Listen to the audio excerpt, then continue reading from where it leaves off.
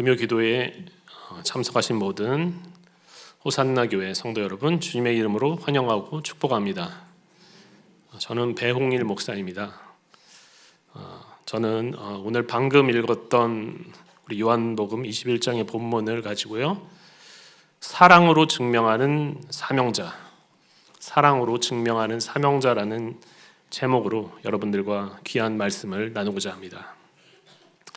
제가 지난주 금요일부터 호산나 교회에서 사역을 시작하게 되었고요, 또 지난 주일 예배 시간에 담임 목사님께서 저를 예배 시간에 소개해 주셨지만, 여러분들께서는 아마 여전히 제가 누구인지, 어디서 어떻게 사역하였는지 궁금하신 점이 많이 있으실 것입니다. 제 소개를 조금이라도 하고 또 말씀을 전하는 것이 도리겠지만요, 여러분들께서 조금 양해를 해주신다면 잠시 후에 설교 내용 가운데 자연스럽게 저를 간단하게 소개를 해보도록 하겠습니다. 성경 중에서요, 요한복음은 아주 독특한 매력을 가지고 있습니다. 여러분들 중에서는 아마도 왜 똑같은 혹은 비슷해 보이는 예수님의 이야기를 4개씩이나 성경에서 다루고 있는가 궁금하신 분들이 있으실 것입니다. 마태복음을 읽어도, 마가복음을 읽어도, 누가복음을 읽어도, 또 요한복음을 읽어도 같은 내용을 다루고 있는 본문들이 상당히 많지요. 그런데 분명한 것은요, 어떤 내용들은 다른 복음서에서는 나오지 않는 내용도 있을 뿐만 아니라 심지어 같은 사건을 다루고 있는데도 세부적으로는 내용이 조금씩 다르게 기술된 것도 있다는 거예요. 예를 들면 사복음서 모두 부활 사건을, 예수님의 부활 사건을 다 다루고 있습니다. 근데 자세히 보면요, 조금씩 달라요. 사복음서 모두 막달라 마리아를 비롯한 여인들이 첫 번째 빈 무덤의 목격자였다 이렇게 진술한 것은 동일한데, 그런데 마태복음에서는요, 천사가 내려와서 여인들에게 이야기를 해줍니다. 그리고 마가복음에서는 청년이 이야기를 해요. 누가복음에서는 한 명이 아니라 2사람이 등장을 하고 있습니다.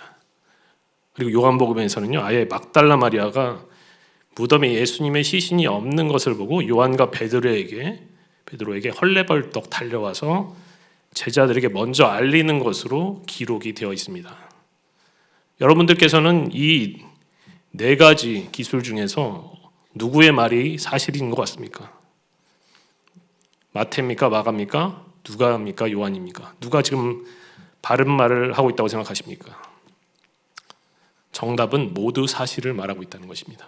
모두 4명 모두 사실을 기록하고 있다는 거예요. 아니, 글자가 다른데 어떻게 다 사실일 수가 있죠?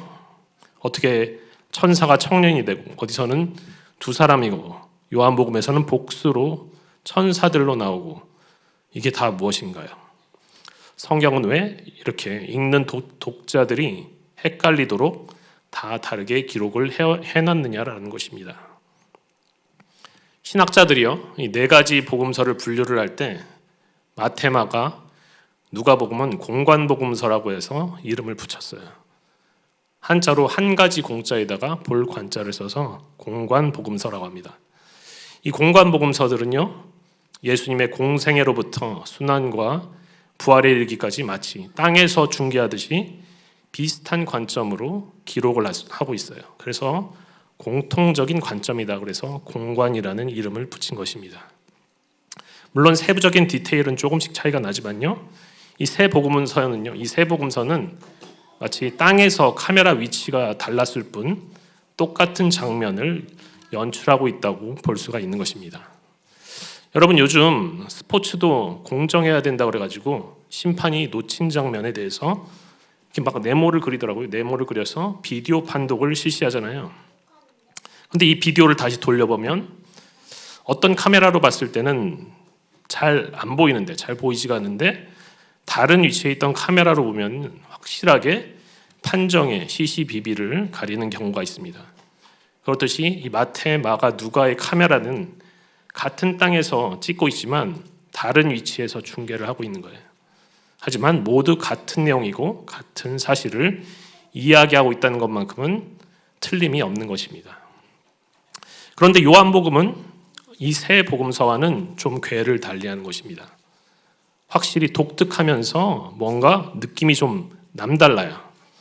그래서 한때는요, 이 요한복음이 공관복음과 달리 지나치게 영적이다라고 해서 성경으로서 이게 과연 진실한 것인가, 진실성을 의심받던 그런 시절도 있었습니다.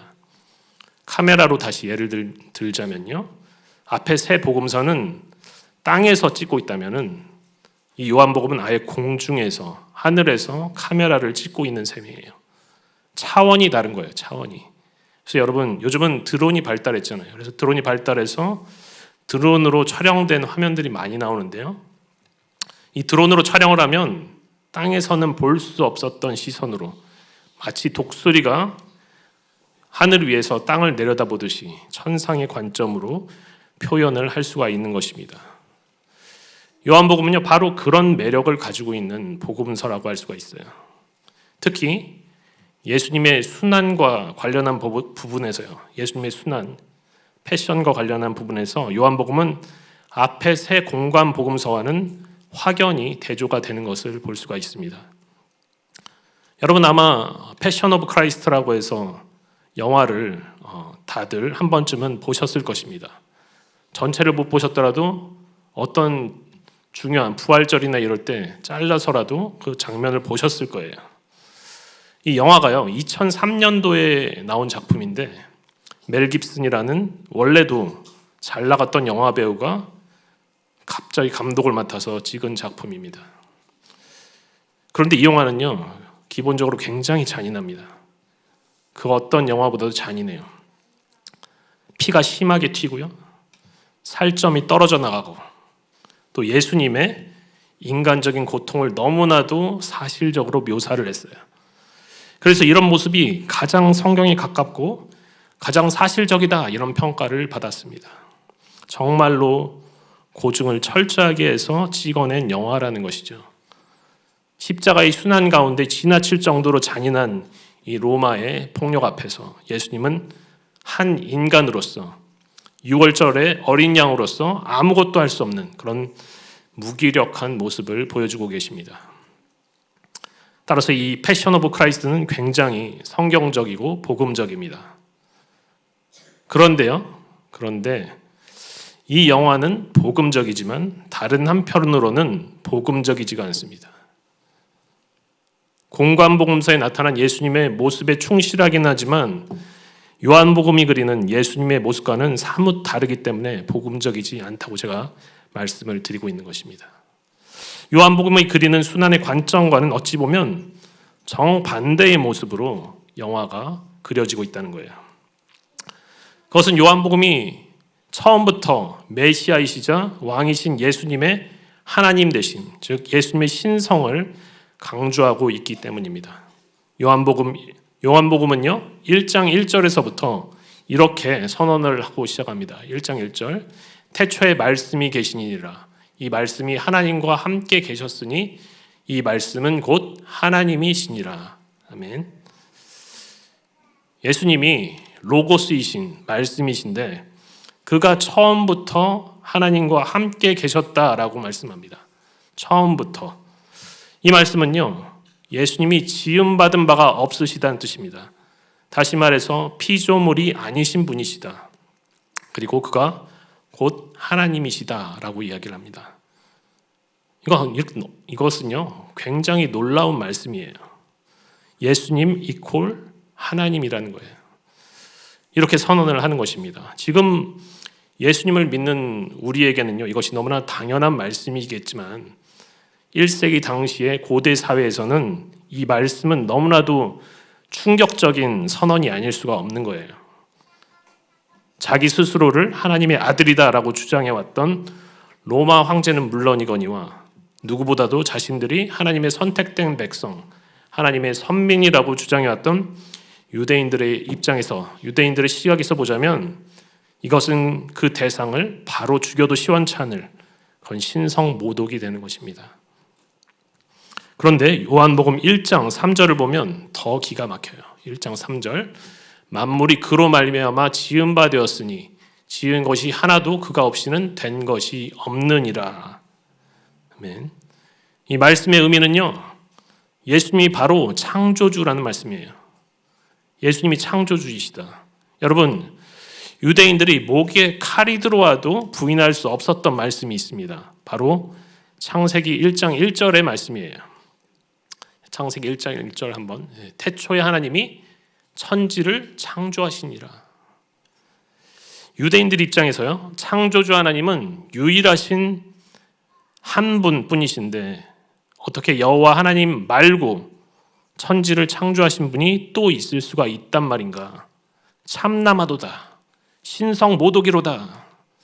그들 입장에서 도저히 납득을 할 수가 없고 절대로 타협할 수가 없는 이야기들을 요한복음은 너무나도 거침없고 서슴없이 대담하게 선언을 하고 있습니다. 그리고 이런 기조가 요한복음 12장까지는요, 예수님의 신성을 가장 잘 보여주는 사인의 책인 표적의 책으로 나타나고 있고요. 이후에는 예수님의 십자가와 부활이라는 순환에 대해서 보여주고 있는데 학자들이 이 부분을 특별하게 이렇게 불러요. 영광의 책이다 이렇게 부릅니다. 영광의 책. The Book of Glory라고 부른다는 것입니다. 영광의 책. 여러분, 왜 예수님의 순환, 예수님의 고난을 그린 부분을 영광의 책이라고 부르고 있는 것일까요? 그것은 예수님이 순환을 당하시고 심지어 목숨을 버리는 것마저도 로마 군사들이나 권력자들이나 혹은 사탄에 의해서 수동적으로 당한 것이 아니라 이 모든 것이 다 예수님께서 영광 받으시기 위해서 스스로의 선택과 스스로의 결단에 따라서 결정하신 사건이었다라고 해서 요한복음이 그렇게 기록하고 있기 때문에 바로 영광의 책이다라고 부르고 있는 것입니다. 영광의 책이라고 불러요. 요한복음 10장 17절에서부터 18절까지 예수님은 이와 같이 말씀하십니다. 내가 내 목숨을 버리는 것은 그것을 내가 다시 얻기 위함이니 이로 말미암아 아버지께서 나를 사랑하시느니라. 이를 내게서 빼앗는 자가 있는 것이 아니라 내가 스스로 버리노라. 나는 버릴 권세도 있고 다시 얻을 권세도 있으니 이 계명은 내 아버지에게서 받았노라 하시니라. 아멘. 예수님이 십자가에서 돌아가신 것은요, 아버지의 뜻을 쫓아서 예수님이 그 누구의 간섭도 받지 않고 스스로 결정한 것이라는 것입니다. 결정한 것이라는 것입니다. 내가 스스로 버렸다는 거예요. 내가 이렇게 표현하는 거예요. 표현을 하고 있습니다. 내가 스스로 버렸다. 그래서 예수님의 순환의 기사를 보면요, 이 공관복음에서 기술한 것과 확연히 다른 모습들이 나타나고 있습니다. 예를 들어서 최후의 만찬 이후에 가룟 유다가 예수님을 팔기 위해서 군사들을 데리고 오는 장면이 있습니다. 거기서 보면 공관복음들은 가룟 유다가 내가 입을 맞추는 사람이 예수님이니까 너희는 그 사람을 체포하라 이런 식으로 수동적으로 기록이 되어 있어요. 그런데 요한복음은요, 18장 4절에서부터 6절에 보면 이렇게 나와 있습니다. 다 같이 한번 읽어보겠습니다. 예수께서 그 당할 일을 다 아시고 나가 이르시되 너희가 누구를 찾느냐 대답하되 나사렛 예수라 하거늘 이르시되 내가 그니라 하시니라. 그를 파는 유다도 그들과 함께 섰더라. 예수께서 그들에게 내가 그니라 하실 때에 그들이 물러가서 땅에 엎드러지는지라. 아멘. 예수님은요, 체포되는 그 순간에도요, 굉장히 주도적이시고 굉장히 능동적이셨습니다. 체포를 당하신 게 아니에요. 체포를 당하신 게 아니라 당당히 나가서 너희가 지금 누구를 찾느냐 이렇게 질문을 하십니다. 그래서 사람들이 나사렛 예수를 찾는다고 하니까 예수님이 이렇게 말씀하시는 거예요. 내가 그니라. 내가 그 사람이다. 너희가 찾는 그 사람이 나다. 이게 헬라어로요, 에고에임이라고 합니다. 에고에임이라고 해서 출애굽기에 여호와 하나님이 모세에게 나타나실 때에 그런데 누구십니까 했을 때 나는 스스로 있는 자니라 라고 말씀하셨던 것과 똑같은 표현이에요. 에고에임이. 나는 나다라는 뜻이에요. 나는 나다. 이것은 하나님과 똑같은 표현을 썼다는 것은 예수님의 신성을 나타내주고 있는 표현인 것입니다. 그런데 그렇게 말씀하시고 나자 예수님을 잡으러 왔던 무리들의 반응이 굉장히 흥미진진해요. 6절에 보니까요, 내가 그니라 하실 때에 그들이 물러가서 땅에 엎드려지는지라. 체포해야죠.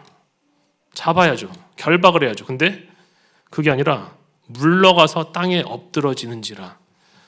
이거는 어떤 때 나오는 반응이냐면요, 뭔가 압도적인 위험이 있는 존재 앞에 섰을 때, 아니면 진정한 왕을 만났을 때 나타나는 반응인 거예요. 우리가 사극 같은 데 보면은 왕이 있을 때 이렇게 막 뒤로 물러나서 막 절하고 그러지 않습니까? 그런 거랑 똑같은 거예요. 물러가서 땅에 엎드러지는지라. 예수님을 체포하러 왔는데 에고 에이미, 내가 그다라는 말을 듣자마자 이들은 왕 대신 예수님을 아련을 하고 그대로 땅에 엎드려져 버린 것입니다. 체포도 예수님은 수동적으로 당하시는 것이 아니에요. 능동적으로 당당하게 자신을 계시하시면서 예수님은 스스로를 내어주셨습니다. 아니, 그러면 왕이신 예수님께서는 왜 이렇게 자신을 그냥 내어주시는 것일까요? 왜냐하면 그것이 바로 아버지를 향한 예수님의 사명이었기 때문이에요. 아버지를 향한 예수님의 사명이었기 때문에 그냥 스스로를 내어주시는 것입니다. 대속을 위한 제물로 자신을 유월절 어린 양이 되어서 내어드리는 것이야말로 바로 메시아이자 그리스도이신 예수님의 사명이었기 때문입니다. 요한복음은요, 처음부터 끝까지 왕 되신 메시아, 왕 되신 그리스도 예수님을 묘사하고 있어요. 그러므로 요한복음이 그리는 이 예수님의 순환은 패션 오브 크라이스트의 영화처럼 뭔가 힘없고 수동적인 모습이 아니라 진정한 왕으로서 당당하고 위엄이 있고 죽음을 통해서 사망 권세를 이기시고 메시아로서 영광을 얻기 합당하심을 증명하기 위한 그런 모습으로 그려지고 있습니다. 그래서 학자들은 요한복음에 나오는 이 순환의 이야기를 순환의 책이라고 이름 짓지 않고요, 영광의 책이라고 부르고 있다는 거예요. 오늘 베드로에게 다시 사명을 주시는 이 본문 역시도요, 요한복음의 독특한 관점으로 바라본다면 우리는 새로운 것들을 발견할 수 있게 될 것입니다. 모든 사명을 완수하신 예수님은요, 이제 베드로에게 오셔서 실패했던 제자에게 다시 사명을 부여해 주고 계세요. 다시 사명을 부여해 주십니다. 여러분, 우리는요, 이 사건이 일어나기 전에 베드로가 십자가의 여정 가운데에서 어떤 일을 벌였는지 이미 다 잘 알고 있어요. 예수님께서 예고하셨던 그 말씀 그대로 제자들 중에서도 수석 제자였던 베드로는요, 인간적인 연약함으로 인해서 예수님을 정확하게 3번을 부인하고 말았습니다. 그렇게도 자신 있어 하면서 충성을 다짐하고 자신했지만 베드로는 닭이 울고 나서야 마침내 자신이 얼마나 무시무시한 일을 저질렀는지 깨닫게 되었던 거예요. 그렇다면 이 예수님과 3년 동안이나 동고동락했던 제자가, 그것도 수석 제자라던 자가 저질러버린 이 엄청나게 큰 잘못을 예수님은 과연 어떻게 처리하실 것인가? 여러분이라면 이 괘씸한 자에게 어떤 처분을 내리시겠습니까? 우리 같으면 아무리 긍휼이 많으신 예수님이라고 해도 최소한 혼이라도 내고 시작을 해야 될 것 같아요. 최소한 수석의 옷을 벗기고요, 자격 박탈이라도 하면서 무언가 페널티를 줘야 될 것 같습니다. 그런데 놀랍게도 예수님이 그렇게 하지 않으세요. 예수님은 그렇게 하지 않으십니다. 오늘 본문 요한복음 21장 15절에서 17절을 다시 한번 같이 읽어보겠습니다. 시작. 그들이 조반 먹은 후에 예수께서 시몬 베드로에게 이르시되 요네 아들 시몬아, 내가 이 사람들보다 나를 더 사랑하느냐 하시니 이르되 주님 그러하나이다. 내가 주님을 사랑하는 줄 주님께서 아시나이다. 이르시되 내 어린 양을 먹이라 하시고 또 2번째 이르시되 요한의 아들 시몬아, 내가 나를 사랑하느냐 하시니 이르되 주님 그러하나이다. 내가 주님을 사랑하는 줄 주님께서 아시나이다. 이르시되 내 양을 치라 하시고 3번째 이르시되 요한의 아들 시몬아, 내가 나를 사랑하느냐 하시니 주께서 3번째 내가 나를 사랑하느냐 하심으로 베드로가 근심하여 이르되 주님 모든 것을 아시오매 내가 주님을 사랑하는 줄을 주님께서 아시나이다. 예수께서 이르시되 내 양을 먹이라. 아멘. 예수님은요, 징계 대신에 베드로에게 3번의 질문을 던지셨습니다. 요한의 아들 시몬아, 내가 이 사람들보다 나를 더 사랑하느냐?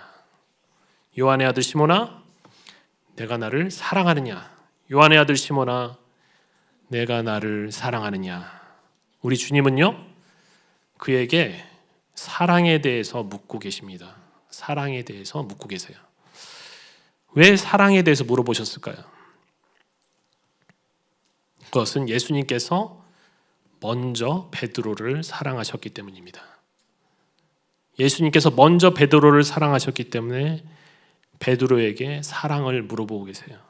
그래서 이렇게 질문을 바꿔보면 어떨까 싶어요. 베드로야, 나는 양인 너를 사랑해서 나의 목숨까지 바쳤노라. 너도 나를 사랑하느냐? 너도 나를 사랑하느냐? 이렇게 질문을 바꿔도 괜찮지 않을까요? 예수님이 질문을 던지시기 전까지 베드로의 심리 상태가 어땠을지 우리는 충분히 짐작을 할 수가 있습니다. 솔직히 베드로가 주님 앞에서 도대체 무슨 할 말이 있겠습니까? 입이 10개라도 할 말이 없었을 거예요. 그저 주님이 어떤 처분을 내리시더라도 그냥 달게 받는 것 외에는 그가 할 수 있는 것이 없었을 것입니다. 수석 자리에서 쫓아내신다 하더라도, 아니면 아예 제자들의 무리에서 축출이 된다 하더라도 여기에 이의제기를 할 수 없는 아주 참담한 죄인의 심정이었을 거예요. 그런데 지금 예수님의 질문은요, 그런 류가 아니에요. 예수님은 그저 네가 나를 사랑하느냐라고 묻고 계신 것입니다. 그리고 베드로의 3번의 대답은 모두 똑같아요. 그렇습니다, 주님. 제가 주님을 사랑합니다. 제가 주님을 사랑하는 것을 주님께서 잘 아시지 않습니까? 3번의 대답이 다 이런 뉘앙스를 가지고 있어요. 이미 마음을 꿰뚫어 보시고 심령을 꿰뚫어 보시는 주님 앞에서 베드로가 한 고백은요, 모두 진실된 사실이었습니다. 비록 연약함으로 예수님을 3번이나 부인하는 죄를 저질렀지만 베드로가 예수님을 사랑한다는 고백은요, 전혀 거짓이 없는 진실만을 이야기한 것입니다. 그리고 예수님은요, 베드로가 이렇게 사랑을 고백할 때마다 사명을 다시 부여해 주세요. 고백할 때마다 사명을 다시 부여해 주십니다. 내 어린 양을 먹이라. 내 양을 치라. 내 양을 먹이라. 이 말들은요, 역시 다 같은 말입니다. 똑같이 목양의 사명을 베드로에게 말하고 있는 거예요. 지금 예수님은 베드로에게 사명을 다시 부여해 주시면서 베드로로 하여금 주님에 대한 그 사랑을요, 증명을 해 보일 것을 요구하고 계신 거예요. 네가 날 사랑한다고 했지? 그러면 그것을 나에게 증명해 보이거라. 내 양을 먹이고 내 양을 치고 내 양을 먹이라. 이것이 사랑에 대한 증명이라는 거예요. 사랑을 증명하는 길이 바로 주님의 양을 먹이라는 사명인 것입니다. 그러면서 예수님은요, 앞으로 베드로가 어떻게 죽어서 하나님께 영광을 돌릴 것인지까지 다 이야기를 해주셨어요.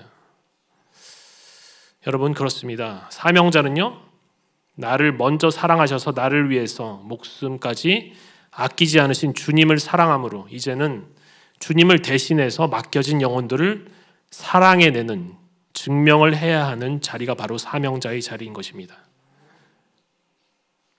주님을 대신해서 영혼들을 사랑하는 것이 사명자의 자리예요.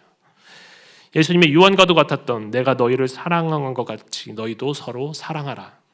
이 말씀을 지키며 증명하며 살아내야 하는 자리가 바로 사명자의 자리인 것입니다.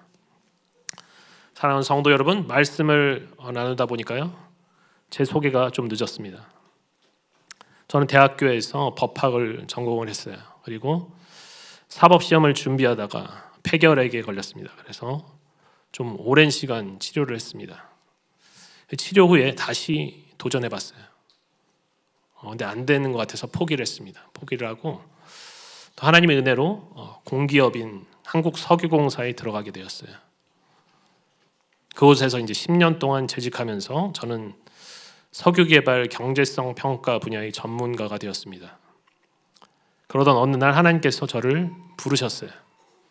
부르셨습니다. 근데 이미 결혼도 했고 자녀도 둘이나 있는데 직업을 내려놓고 나를 따르라고 하시는데 제가 이사야처럼 주님 내가 여기 있사오니 나를 보내소서 이렇게 자원하는 심령으로 따라갔으면 정말 좋았을 것인데 사실 저는 그러지 못했습니다. 그러지 못했고 부르심에 선뜻 대답을 할 수가 없었어요. 예 아니오도 못하겠더라고요. 그러다가 확실한 기도를 구하는 중에 저는 결국 직업을 내려놓고 저에게 보장되었던 모든 것을 포기하게 되었습니다. 그런데 제가 회사를 그만둘 수 있었던 결정적인 이유가 있었어요. 제 인생의 모든 과정을 되돌아보니까 폐결핵 때 죽을 뻔했던 저를 살려주신 분도 주님이셨고 또 회사에 면접까지 갔다가 한번 떨어졌어요. 사실 떨어지고 들어갔는데 다시 시험 봐서 들어갔는데 어떻게 보면 제가 막차로 회사 문 닫고 들어갔을지도 모르는데 저에게 회사에서 전문가가 될 수 있는 핵심 업무를 맡기셔서 그렇게 만들었던 모든 과정들을 다 되돌아보니까요. 마침내 저는 결론을 내릴 수가 있었습니다. 이것은 내 힘으로 했던 것이 아니었구나. 하나님이 아니었다면 내가 절대로 할 수 없었던 일이었구나. 이런 깨달음이 왔습니다. 그래서 당시에 아직 어렸던 자녀들과 저희 사모를 뒤로하고 이 영광의 지게에 나오게 되었던 것입니다. 사랑하는 여러분, 저는 적어도 우리 그리스도인들이 이 세상을 살아가는 단 한 가지 이유가 있다면 저는 그것이 바로 사명이라고 생각을 합니다. 여러분, 사명 때문에 이 세상을 우리가 살아갈 수가 있는 거예요.